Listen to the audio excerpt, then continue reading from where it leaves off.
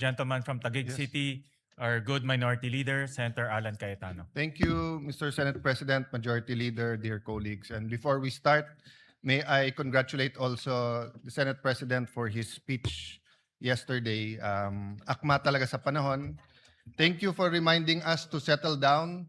May we also remind you to settle down since you're still single. Pero mahirap yata yun, minority leader. Mahirap na masaya. Okay. Thank you, Mr. President. May I start by reading a verse from a prophet who is respected by Muslims, Christians, and Jews.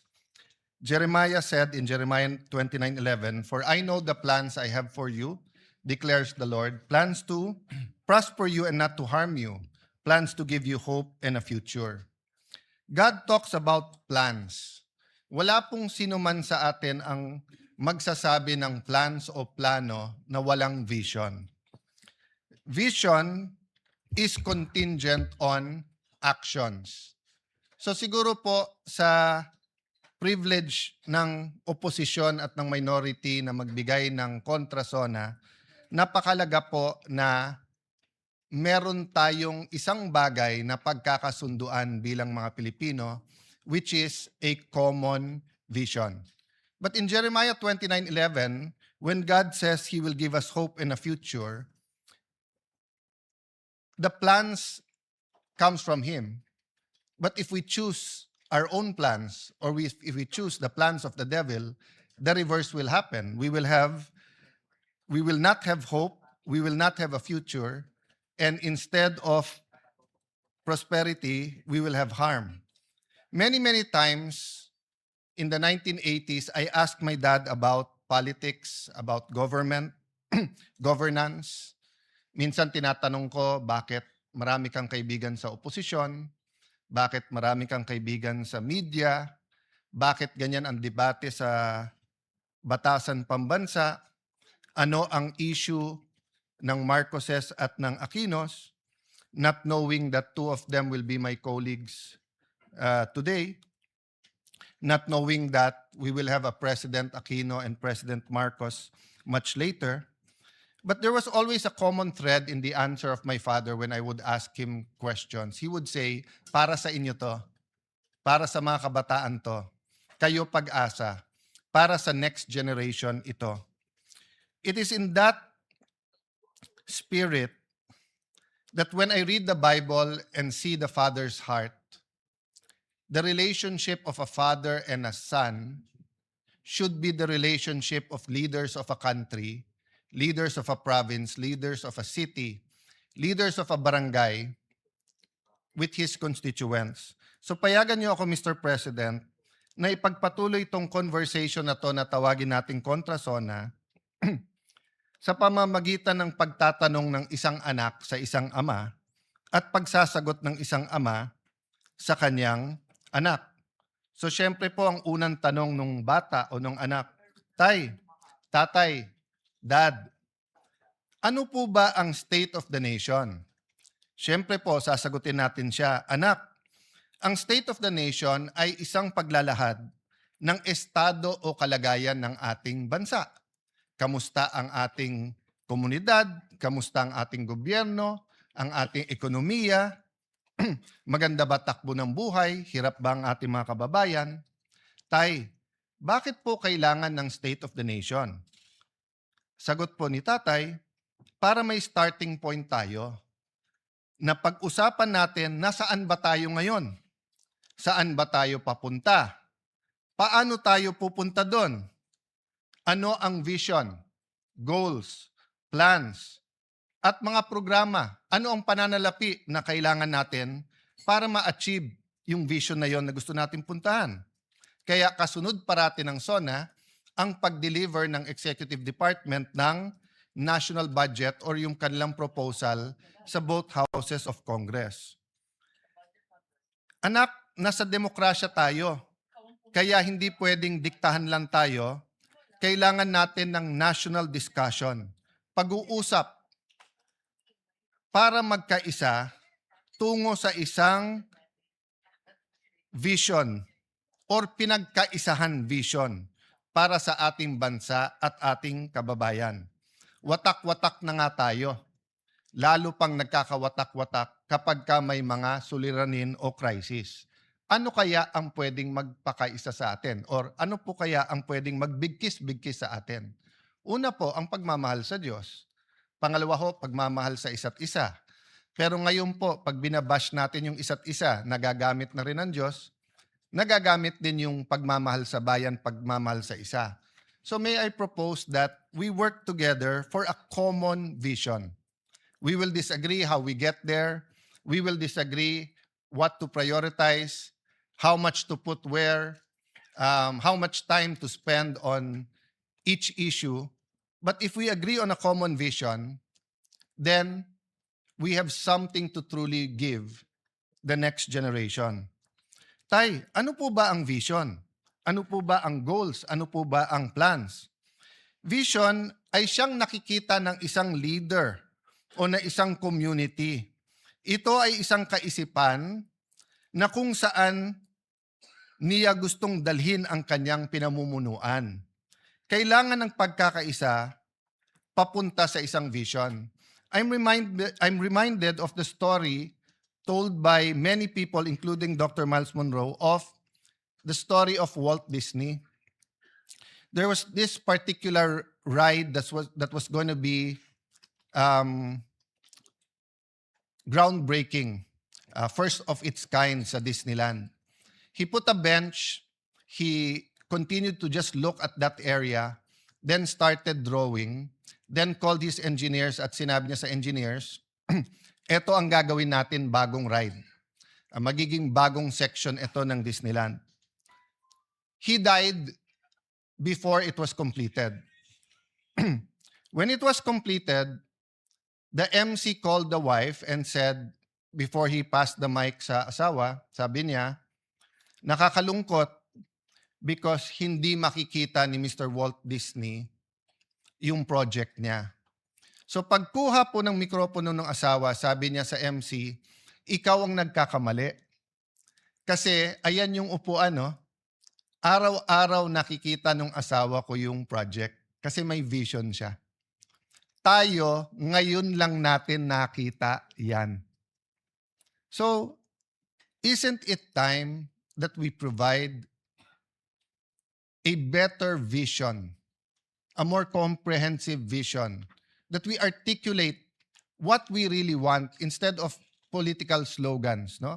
Importante yung political slogans, a safe and comfortable life, a better Philippines, para sa may hirap. Importante po yung mga yon.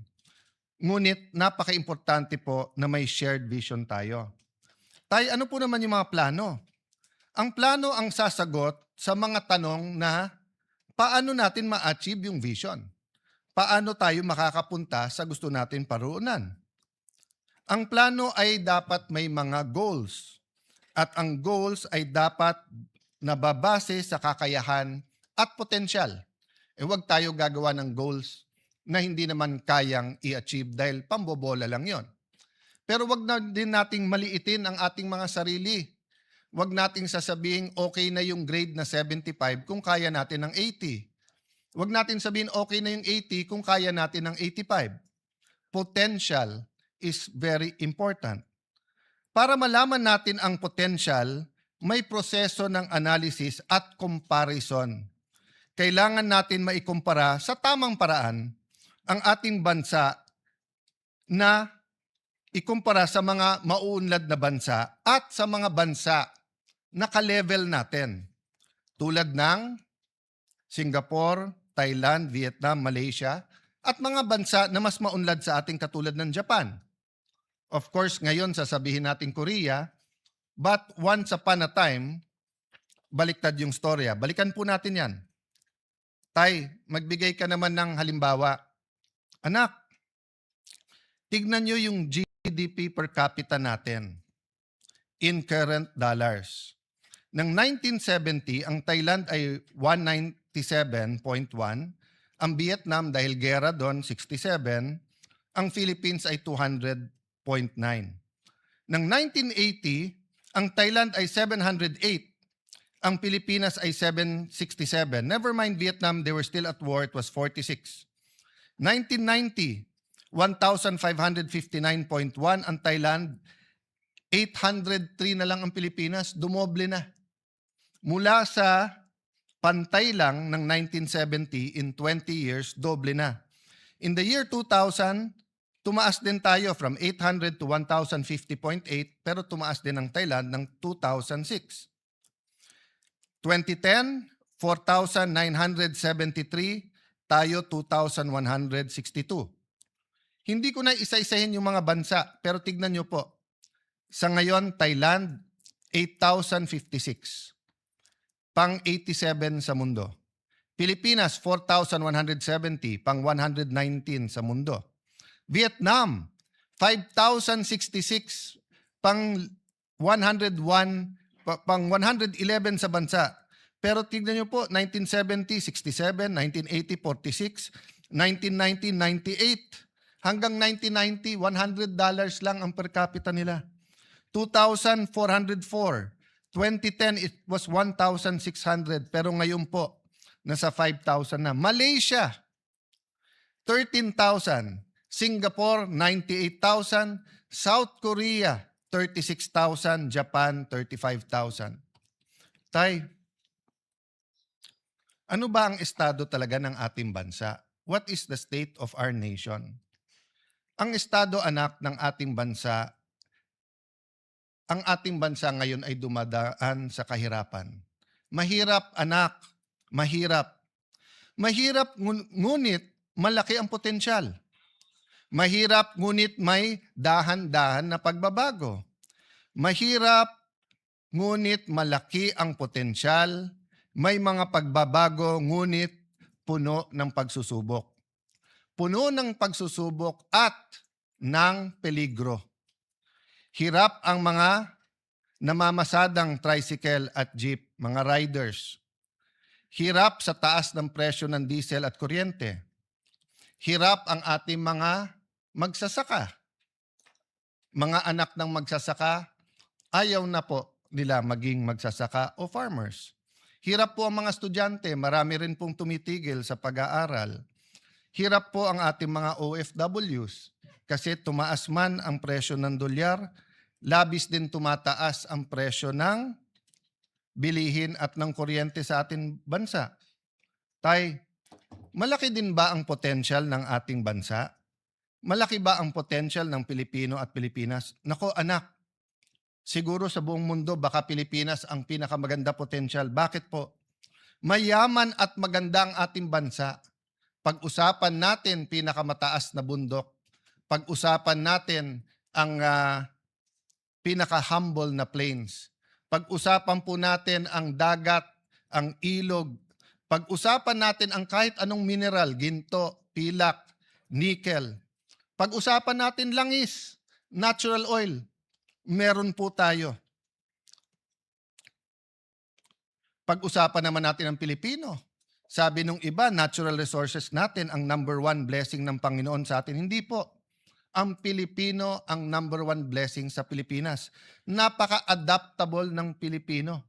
Dalin mo sa Middle East, dalin mo sa Ukraine, sa Europe, Southeast Asia, Africa. Tinitingala. Gawin mong nani o yaya, nagiging pangalawang nanay. Gawin mong aid sa dentistry, mas gusto pa siya kaso dun sa kanyang dentist. Yung mga nurse natin, lalong hinahanap kaso sa mga doktor. Yan ay sa Japan man, yan ay sa London or sa Amerika. Napakalaki ng potensyal ng mga Pilipino at napakagaling natin sumunod sa batas basta't tayo'y nasa abroad. Tay, ano po yung peligro? Anak, ang number one na tinuturo parati sa amin ay ang edukasyon ay ang great equalizer. Yung aking ang ama ang sabi sa akin, anak, lahat ng iiwan ko sa inyo, pwedeng mawala, pwedeng mawaldas, pwedeng nakawin, pero ang edukasyon na nakamtam mo, walang pwedeng magnakaw sa iyo yan. Pero bakit ko sinasabi may peligro? Unang-una po, yung sa problema ng pagkabansot or yung pong sinasabing stunting. Sinasabi na hanggang 25% or 1/4 po ng Pilipino ay nasa endangered ng stunting. Naging bisita po ng Pilipinas ang Pangulo ng Singapore at naging privilege po ng Taguig na maging bisita dahil may proyekto po sa ospital ang kanilang isang foundation, ang Temasek, at napakaganda ng mga teknolohiya. Pero nagulat po kami sa speech ng Pangulo ng Singapore. Sabi niya, kasi ito'y isang finance person, magaling sa negosyo, magaling sa finance. Sabi niya, sa lahat ng nakita niya sa gobyerno, ang pinakamalaking return sa tao ng isang bansa ay yung first 1,000 days. Yung simula sa mabuntis hanggang 1,000 days nung bata, sapagkat pag siya'y nabansot at apektado ang kanyang mental and physical growth, apektado din po ang kanyang emotional growth, apektado ang kanyang health. So kahit anong scholarship, kahit anong gold card ng PhilHealth na ibigay mo sa bata na nabansot na, ay hindi mo na maibabalik. Hindi mo na yung stunting ay pwedeng maging irreversible. So yun po ang number 1. Kailangan natin pagtulong-tulungan yung peligro sa ating bansa yan. Can you imagine 1 out of 4 Filipinos who could be the best pilot, the best accountant, the best lawyer, who could be someone who discovers the cure for cancer, who could be the next Hollywood star, who could be the next tennis star after Alex, the next Carlos Yulo. Hindi niya makakamtan ang kanyang pangarap at kanyang potensyal. Bakit po? Dahil hindi kaya ng magulang niya, pero ang gobyerno bilang pangalawang magulang ay may ibang priorities. Siguro naman, Mr. President, dear colleagues, we will all agree, stunting has to be a priority. We keep doing the same thing and expecting different results. Mali po yun. Mga suliranin sa ating education system. I recognize every single person, our Secretary of Education, Secretary Angara, our colleague Bam Aquino, every single person here, Ate Pia, Tess Daman, Joel Villanueva, lahat po. Siguro, isa-isahin ko lahat ng senador dito. Of course, committee chair din ng Education Committee who did a great job, si Senator Win Gatchalian. Lahat po tayo ay may contribution sa edukasyon. Pero ano sabi ng EDCOM? Yung K-12 na dapat 12 years, 7.5 years lang. So, ang sinasabi natin sa buong mundo, K-12 kami. So, akala nila 12 years ang education natin. Hindi po, 7.5 lang. So, una ang forma, kaso sa substance. Sinasabi ko po to dahil peligro po to. Kahit anong pagbabago ng curriculum, kahit anong dagdag ng mga gadgets, kahit anong modern equipment, kahit anong taas ng sweldo ng ating mga teachers, kung punong-puno ang classroom at half day, at 7.5 years lang sila, para tayong K-8, kulang pa, bitin pa ng 0.5. Total outstanding debt out of now is 12.79 trillion at the end of 2022. The debt increased by 45% to 18.55 trillion as of the end of 2026. Bakit po ito peligro? Yes, numbers lang po yung utang at depende din po ang utang sa ratio niya sa GDP. Pero ang problema po, dahil sunod-sunod ang problema at mga problema, whether it's man-made or outside our control, since the pandemic in 2020 till now, nasa lugar na tayo kung saan hindi tayo basta't makautang. So yung ibang bansa, nung dumating yung Israeli, Iranian, US conflict, nakautang, nakagawa ng mga programa. Tayo, dahil nga sa laki ng utang, yung fiscal space kung pag-usapan, ay problematic na. Hirap din po ang ating mga magsasaka. Kanina lang po, yun po ang pinag-uusapan dito.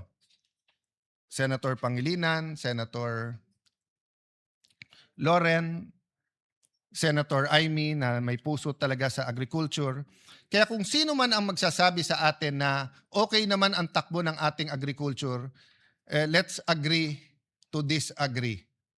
Kasi I think in the last 40 years, I'm not blaming only this administration, we haven't figured out how to really modernize, how to bring back the enthusiasm in agriculture, how to make it really a good business that people will go into farming. Actually, maraming mayaman na pumapasok sa farming. Pero yung mahirap na farmers, umaayaw sa farming. So isang problema talaga yung kapital. The share of agriculture, forestry, and fishing sector to the GDP steadily declined to its lowest point of only 7.9% in 2025. Agriculture's share in the total workforce has steadily declined 26.99% in 2016. 8 years lang po. In 2024, it was only 20.61% as the economy shifts towards services and industry. Maganda naman po ang services at saka industry. Pero nakita natin yung problema ng supply chain.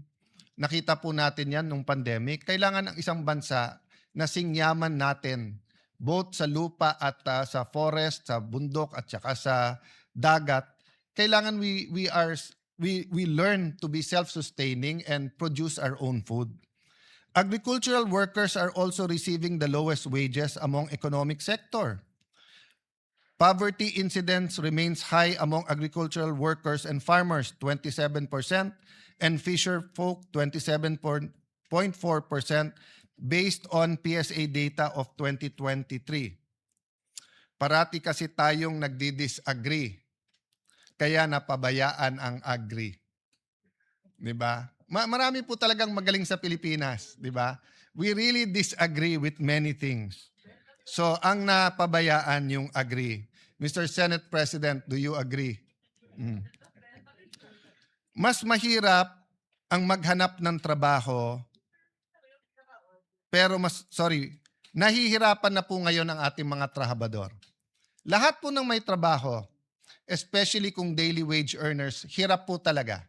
Kasi we have a minimum wage, we do not have a living wage that the Constitution envisioned. The Constitution envisioned a living wage. What is a living wage? Sapat sa tirahan, whether yan ay rerentahan o huhulugan, sapat sa pagkain sa buong pamilya, 3 beses man lang sa isang araw at ang Pilipino ay mahilig magmerienda. Sapat sa anak na gustong mag-aral, sapat sa panggastos sa medical. So, a simple life, but a living wage. Malayo po tayo sa living wage. Sa Amerika po, maraming silang sinasabing mahirap. Pero doon po, maging driver, maging waiter, maging security guard, nakakabili po ng bahay, nakakapag-aral, nakakabili po ng kotse. Ang taxi driver po sa Singapore, tanungin mo, saan nagbabakasyon? Bihira niya sasabihin ang minsan Thailand, minsan Japan, pero karaniwan sasabihin sa inyo, London, Germany. Ang ating pong mga taxi driver, hindi makapagbakasyon kasi isang kahig, isang tuka. Pero kung nahihirapan po yung mga may trabaho, nahihirapan po ang mga walang trabaho. Yung naghahanap pero walang mahanap na trabaho. Simula po, at least po yung mga kasing edad ko, kasama po ang Senate President, kasama po Senator JV, Senator Migs, Senator Cheese, si Senator Padilla ata, sing edad ko rin.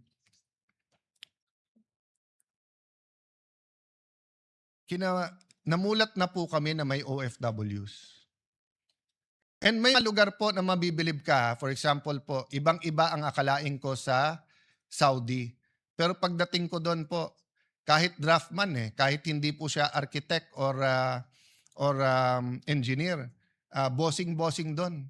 talagang sanay sa mga lugar, etc. No? May mga peligro din, pero lalo po kung ikaw isang professional, ikaw isang architect, for example, doon, na pagtatapos yung anak at magka-ambisyon man sila na yung anak nila ay magtrabaho din doon, it is from strength to strength or from one level of socioeconomic status to a higher level.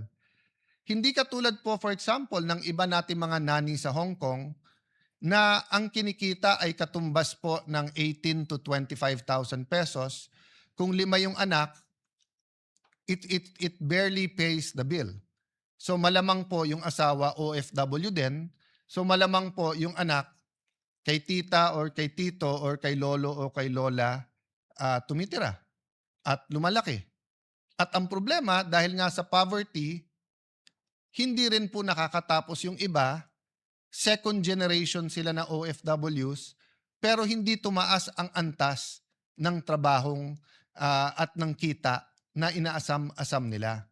So ang tanong ko, Mr. President, going back to vision, can we not have a vision, whether it's 5 years, 10 years, 20 years, where a Philippine president can say, at this year, there will not be any more, let's say it's 2026. Wala bang pwedeng magsabing in 2041 or in 2050? Yung totoo hindi bola. O in 10 years, wala nang Pilipino na OFW na napilitan lang mag-OFW dahil walang trabahong maganda sa Pilipinas. So you will always have expats, you will always have OFWs who want to work somewhere. So if artists love Europe, let them go to Europe. If you want to specialize in a certain branch of medicine and want to study in the US or London, you're free. But yung sasabihin mong, hindi, chef ako. So may nakausap kami sa Singapore. I think ang sweldo doon is between 70 to 110,000. Semi-fast food pa yon. Sabi niya, sir, kalahati lang. Kung 110 ang thousand ang sweldo ko dito, kitain ko lang 55,000 sa Manila. Okay na ako. Pero kung hindi ka rin naman chef ng first class na restaurant o hotel, hindi ka naman kikita ng 55,000 dito. So napipilitan siya mag-abroad. At pag tinanong mo bakit, hindi para sa sarili niya. Hindi para magka-iPhone siya. Hindi para magka-kotse siya. Kung hindi para makapag-aral yung kanyang mga anak. Para may bahay ang kanyang mga anak. Negosyante, Mr. President. Usually, negosyante ang nagbibigay ng kulay, nagbibigay ng sigla, at pumapalakpak pag may sona. Pero yung sunod-sunod na problema, some we under our control, some hindi. What is not under our control? 2022, patapos yung pandemic, nangyari yung conflict ng Russia at Ukraine, may mga inflation na nangyari. Flood control, in a sense, it's under our control because it could have been stopped, pwedeng hindi, or how are we handling it? Iran, US, and Israel, it's not in our control, but how we reacted is up to us. Nauna pa yung Senate Yung sa ating protect at ang ating Senate President nagpatakbo nun. Yung uplift, sumunod na lang yon. So we could have reacted faster and better. Having said that, nandyan na yan, how do we prepare ourselves to not only be active, proactive, but to really achieve what we can achieve through our potential. Hindi yung pwede na.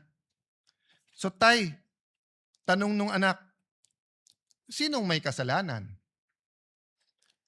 Well, anak, madaling magturo. The easiest thing to do for the opposition is to point at the administration. The easiest thing to do for the administration is to point to the secretaries. Secretaries can point to Congress, which they sometimes do. We sometimes point to them because it's the implementation. The local government will point to us, and then to the national government and the local government, and the national government will point to the businessmen. So ang daling magturo. Pero siguro, anak, for the sake netong state of the nation at paano tayo magkakaroon ng common vision, sabihin na lang natin ganito, parati naman merong kasalanan, pero ang pag-usapan natin, sino may responsibilidad. Kasi maaring hindi mo kasalanan, pero may responsibilidad ka pa rin. Di ba? So, those not involved in the flood control are still responsible na ayusin natin ang bansa at tanggalin ang corruption. Those not walang kasalanan dahil tumaas ang presyo ng diesel, dahil may problema tayo sa fertilizer, dahil byproduct siya ng natural gas. Di natin kasalanan yon. Pero may responsibilidad tayo sa mga jeepney drivers, taxi drivers. Sa ating small businesses, all around the world, same statistic, halos. Sabi po natin dito, and I think the Senate President cited this during his opening of the session yesterday, 99.63% of establishments are micro, small, and medium enterprise, contributing 66.97% to job generation and 40% to our GDP. Pero anong number one problema ng negosyo sa ating bansa? Dagdagan ko pa, problema ng gusto magnegosyo, may magandang idea, masipag, matalino. Pero ang problema, walang kapital. Pag tinanong ng gobyerno, ang gobyerno, saan kami kukuha ng kapital? Sasabihin bangko. Hindi ka naman basta pautangin ng bangko eh.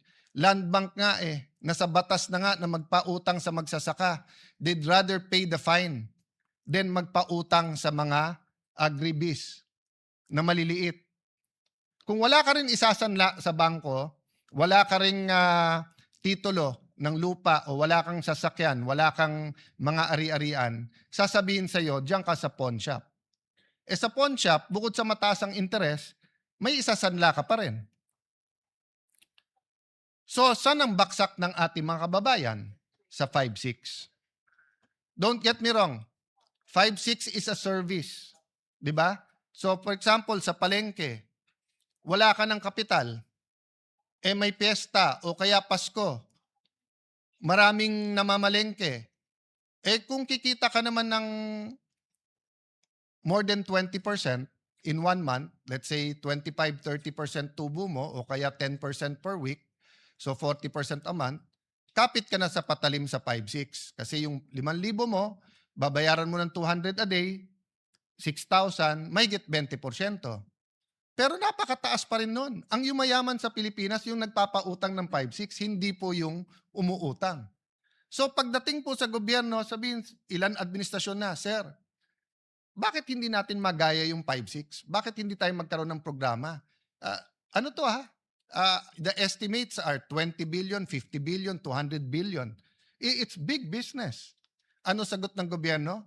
5-6? May pamalit ba tayo doon? Ang sagot ng gobyerno, 6-7. 6-7 lang.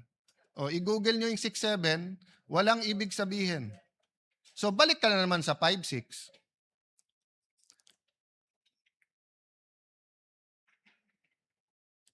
Children in conflict with the law. Yan ay isang debate. Mainit ang debate dyan. Pero hindi ba mga kababayan, mga kapwa magulang, kung itong tatay na to ay sinasagot po ang tanong ng anak? Responsibilidad din yan ng magulang, ng teachers, ng simbahan, ng mga komunidad. Sabi nga po, di ba ni Hillary Clinton, it takes a village to raise a child.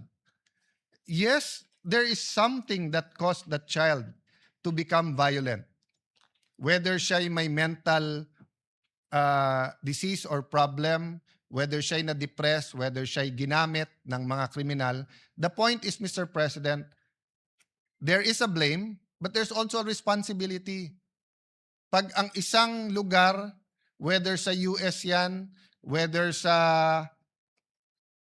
Latin America, whether yan po ay sa Africa, whether sa Tondo, whether it's in any rough neighborhood, at sasabihin marami ng gangs yan, it is our joint responsibility. In the end, there is a specific blame and there is a general responsibility. Habang usapan natin yan, mahabang usapan yan, Mr. President, but eventually, we do have to discuss it sincerely and very deeply. Tay, bakit mahirap ang ating estado? Ano ba ang pumipigil sa ating bansa? Well, may mga bagay nga na wala sa ating control, yung mga external. May mga bagay na nasa ating control. Pero may mga bagay din na ina-address natin directly pero ang problema kultura. For example, we have to address corruption. But we have to address the culture of corruption. Sasabihin natin, wag magnakaw sa flood control, pero ina-address ba natin ang pandaraya pag nangungopya sa exam? Ina-address ba natin yung simpleng pagsisinungaling sa araw-araw? Ina-address ba natin na sa bawat kailangan ng Pilipino, lisensya, business permit, real property tax, customs, ay may lagayan? So, the culture of corruption continues to lay hold. And as a Christian, I believe there's a spiritual aspect to that battle. There are spirits that control, di ba, that are principalities and authorities. Kaya sabi sa Bible, you have to bind, then you have to occupy. Hindi sapat na mawala yung iba't ibang scam. Kaya nga palaki ng palaki ang scam sa ating bansa. Policies ay nagpapahirap din sa atin. Nabanggit ko na kanina yung K-12. Mukhang tama si Senator Jinggoy Estrada. Tanggalin na natin ang 1 o 2 taon sa senior high kasi K-10 na 10 taon na nag-aaral ang bata na mas kumpleto ang gamit niya ay mas mabuti kaso sa K-12 pero 7.5 years lang ang pinapasok ng ating bata. Another example, ang bata ngayon karaniwan sa highly urbanized ay half day. Sabi niya, Tay, ang ganda naman ng tinuturo ng aming mga teachers. Magagaling naman ang aming mga teachers. Yung nasa mga religious schools, parochial school, Christian schools, yung mga nasa madrasa, Brother Robin, no? Sabi, maganda naman tinuturo sa amin eh. Maka-Diyos. Anong problema? Hindi po kung ano tinuturo nila, kung anong nakikita nila. Children learn by what they see, what they experience, not by what they are taught. So, Mr. President, that's a lesson. Mr. President, that's a lesson to us. It is a lesson to us, Mr. President, that in everything we do, the children are watching. And they learn from that. So whether it's the internet, television, whether it's news, whether it's cartoons, whether it's video games, all of this influence them. So what's the solution? Maging klaro kung ano tama at kung anong mali.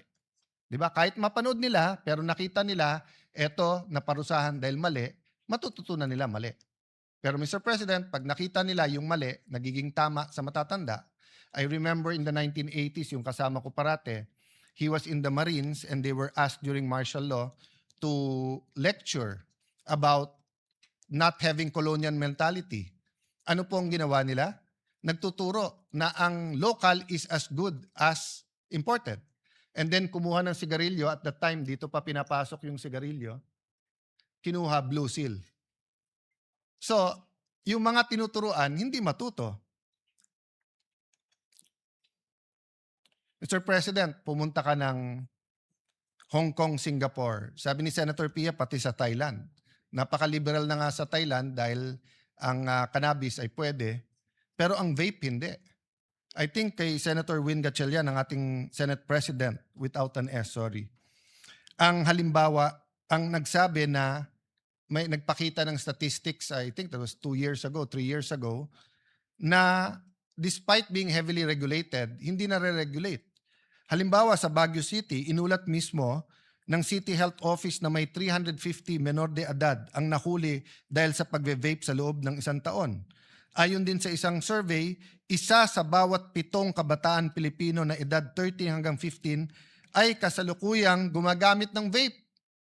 Nakita din na malaki ang tinaas ng paggamit ng vape ng mga kabataan nitong mga nakaraang panahon at mas marami ring kabataan dati namang hindi naninigarilyo ang nagsisimulang gumamit ng vape. Tay, ano naman yung issue sa PhilHealth? Ay nako, pabayaan na natin si Risa Ontiveros, si Senator Bongo, si Senator Pia Cayetano, si Amy, at lahat ng iba, si Senator JB, na napakahaba na ang diskusyon doon. Pero ito lang ang sasabihin ko sa iyo, anak. 20 years ago, more or less, or more pa, maybe more than 20 years ago, nagkaroon ng programa ang Thailand. Magbayad ka ng 100 baht, libre na lahat sa ospital. Ngayon, 30 na lang. 30 baht, libre lahat. Ba't hindi po natin magawa yon? Ganun lang kasimple. Medyo humaba na yung speech ko, anak, kaya hindi ko nababasahin yung statistics ng health. Tay, pinapanood ko ang Pangulo kahapon, bakit unang-una niyang binanggit ang flood control? Ganyan ba ka-importante yung issue na yan? Bakit una niyang binanggit? Anak, biggest issue of the year yan eh. At pinakamalaking skandalo sa corruption in our history. Anak, importante ma-resolve yan. Anak, importante malaman ng taong bayan yung tunay na nangyayari, anong ginagawa, anong pwedeng gawin, anong reforma ang pwede. Anak, dapat kasi bumalik ang tiwala sa leaders at sistema. Pag yan ay hindi binanggit at hindi inayos, lahat ay suspect. Anak, napaka-importante, madapa man ang isang bansa, ay siya'y bumangon. So, in other words, genuine reforms. Symbols matter, anak. Pag may mga skandalo na tumatama sa isang bansa, may isa o dalawa na bukod tangi dahil nagiging simbolo. Either simbolo kung paano ni-resolve ng isang bansa at paano niya nilampasan ang corruption, or simbolo kung paano nanatiling nakadapa ang bansa at hindi makatayo. So sana anak, we will find the strength and wisdom to conclude the investigations, to hold people accountable, but also to put the genuine reforms. Isang simpleng example lang, isang simpleng suggestion na binigay ko sa DPWH na 2 beses tinanggap ng secretary pero mukhang hindi ginawa. Ordinaryong cellphone, kunan lahat ng projects para makita kung may ghost o wala.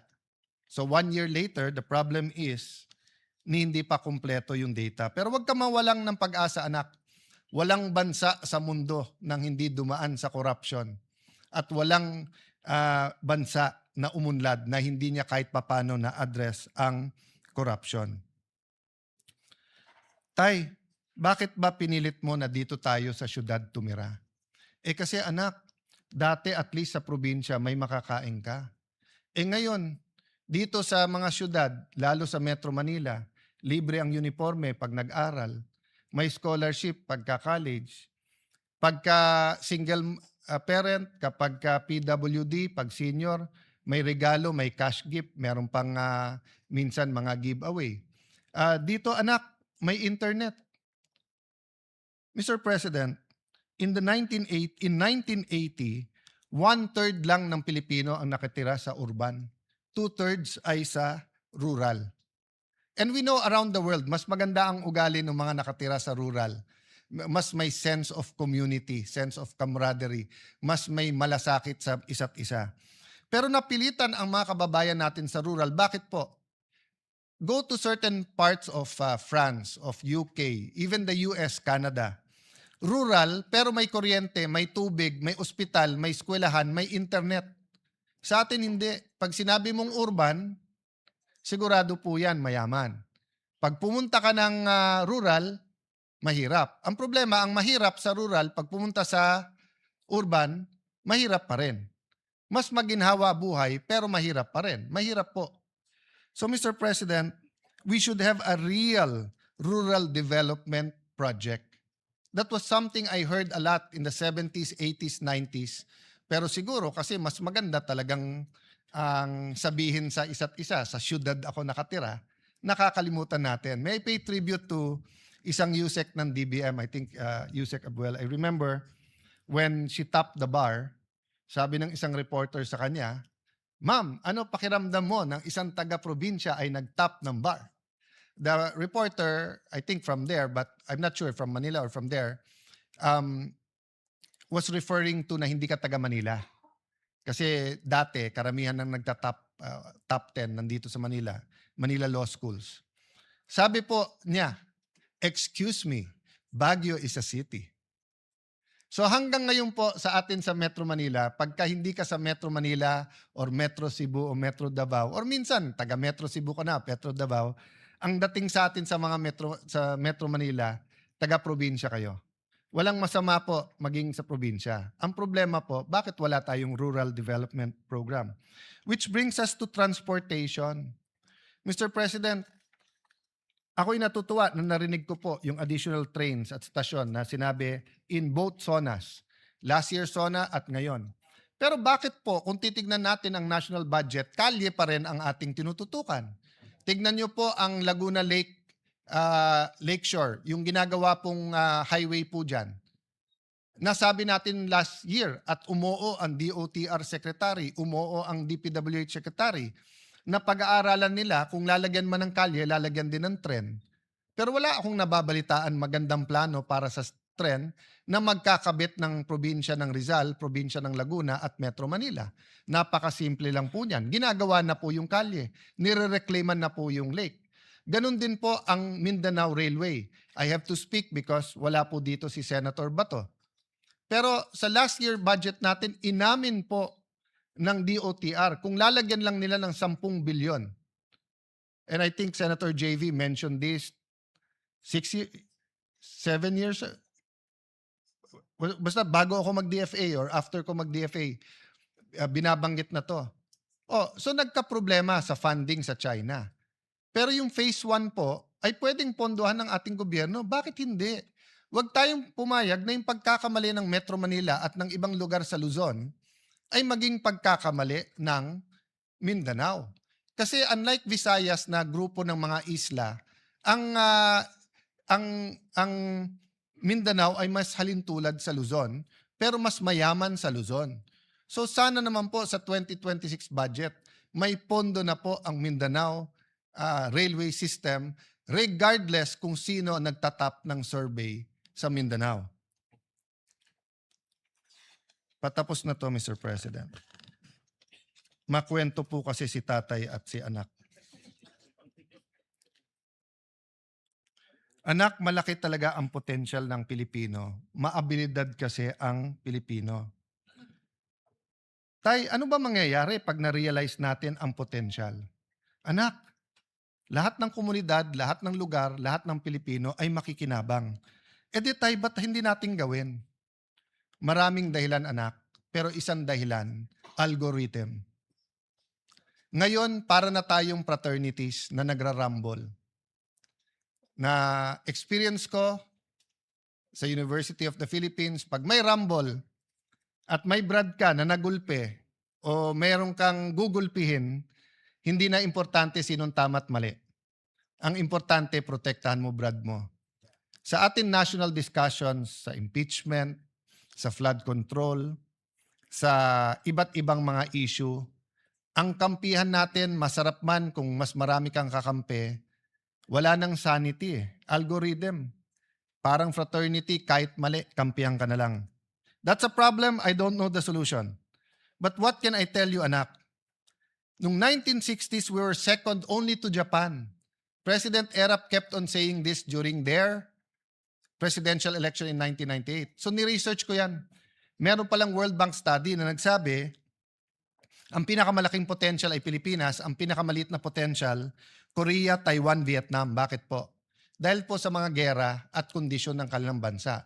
Ang Korea, yung Korean War, pero dahil din sa sobrang winter doon. And this was the 1960s. The technology was much less. We know about Taiwan dahil nga po sa revolution sa China, and we know about Vietnam that had a long war between the South and North at saka yung hilahan during the Cold War. But wag na nating pangarapin na maging second tayo sa Japan, sa Asia. Balik tayo sa 70s, 80s. Vietnam, nasa ilalim natin. Thailand, kapantay natin. Mas moderno tayo sa Malaysia. Pero ngayon, sabihin nyo, whether infrastructure, whether tourism, whether manufacturing, kung ano-anong pag-usapan po natin, naiiwan na po tayo ng ating pong mga neighbor. So anak, we have to get our acts together. Anak, hindi ko na isa-isahin Malaysia, Thailand, Singapore, Vietnam. Kung may pera tayo, puntahan natin. Kung wala, i-internet mo na lang pero makikita mo yung ganda. Pero anak, pinakita ng tatay ko to sa akin. With your permission, Mr. President, can I show the picture of Singapore in the 1950s?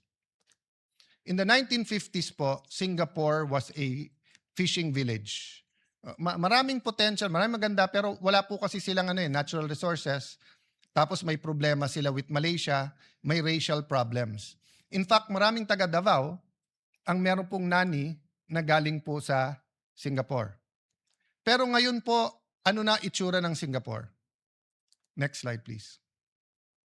Next slide, please. At kahit anong indicator po, human index indicators, health, education, quality of life, safety, kung hindi number 1, number 2 ang Singapore. So madalas sabihin ng aking ama sa akin, anak, isipin mo, 1 generation lang kaya yan. Kasi yung iba sinasabi, 100 years, 200 years. Hindi, 1 generation. But you know, my good friend and brother in Christ, Jeremiah Belica, who's here, the irony is we're in Singapore, and we had a conference talking to Christians from all over the region, and pinakita niya tong picture na to or similar to this. Next slide, please. He showed this picture. Hindi niya ni-label nun, kaya hindi ko nakilala kaagad. And it wasn't so far ago. It was in 1996.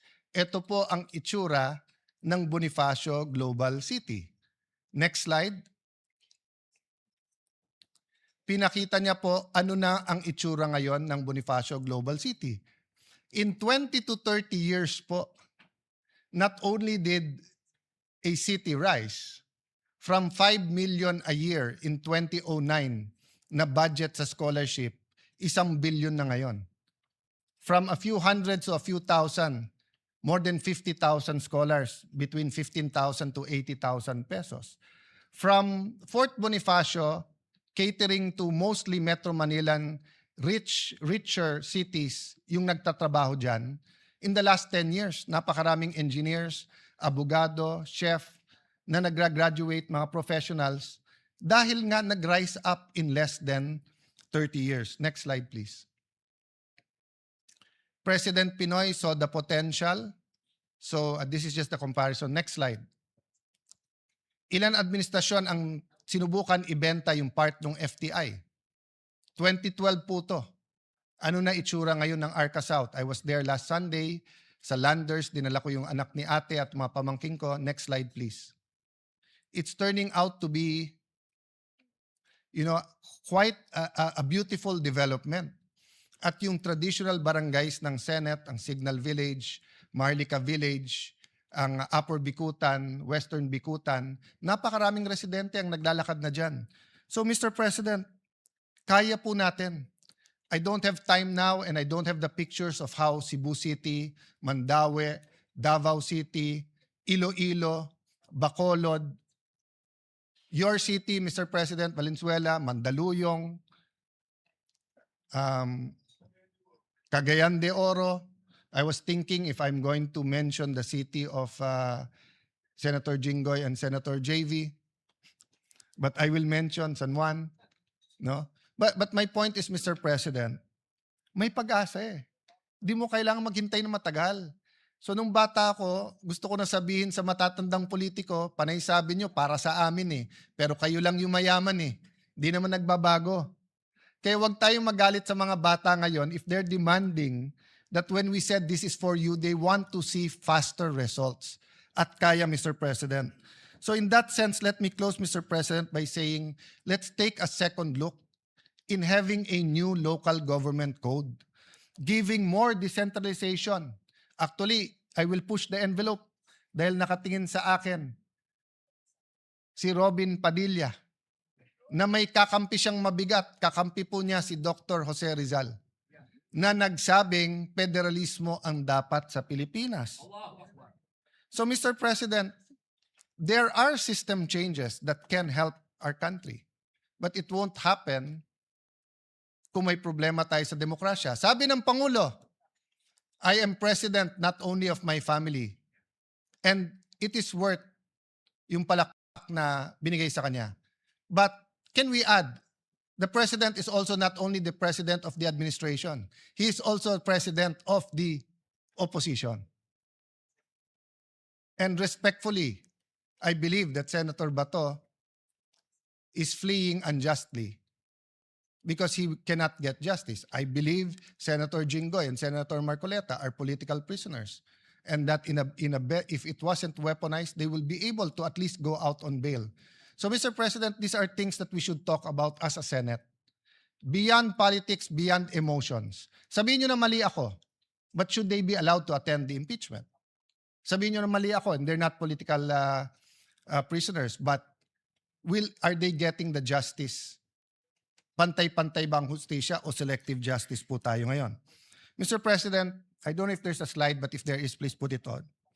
So, ang huling tanong nung anak, Tay, ang daling sabihin, common vision. Pero ano yung common vision na yan?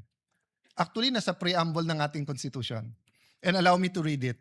We, the sovereign Filipino people, imploring the aid of Almighty God in order to build a just and humane society and establish a government that shall embody our ideals and aspiration, promote the common good, conserve and develop our patrimony, and secure to ourselves and our posterity the blessing of independence and democracy, under the rule of law and a regime of truth, justice, freedom, love, equality, and peace, do hereby ordain this Constitution. Anak, ito ang batas ng ating bansa. Pero may mas mataas na batas dito, ang batas ng Diyos. Anak, ang isang bansa na hindi niya kilala ang kanyang sarili, yung walang identity, walang mangyayari. So Mr. President, let me put that forward. Whether as individuals, as a community, as a country, let me quote Dr. Miles Monroe, identity is important. Who am I? Second, what am I meant to do? A question of purpose. What is the purpose of the Philippine nation? And third, destiny. What am I meant to do? If we understand the preamble of the Constitution, we understand the law of God, we understand our destiny, purpose, and identity, we will be on our way. So let me close by telling our mga anak, manampalataya po tayo, anak. Let us believe, but let us act. Faith without action is dead. Sabi sa Jeremiah 29:11, for I know the plans I have for you, declares the Lord, plans to prosper you and not to harm you, plans to give you hope in a future. But it is followed by Jeremiah 29:12 and 13. Then you will call upon me and come to pray to me, and I will listen to you. You will seek me and find me, and you will seek me with all your heart. So that's my prayer today, Mr. President, that despite the toxic politics, despite our disagreements, let us all seek God and have faith that when we seek Him, we will find Him. And when we find Him, He will show us His plans to prosper us and not to harm us, plans to give us hope in the future. Thank you, dear colleagues, for this opportunity. Maraming salamat, Minority Leader, and maraming salamat sa iyong mga obserbasyon at sang-ayon po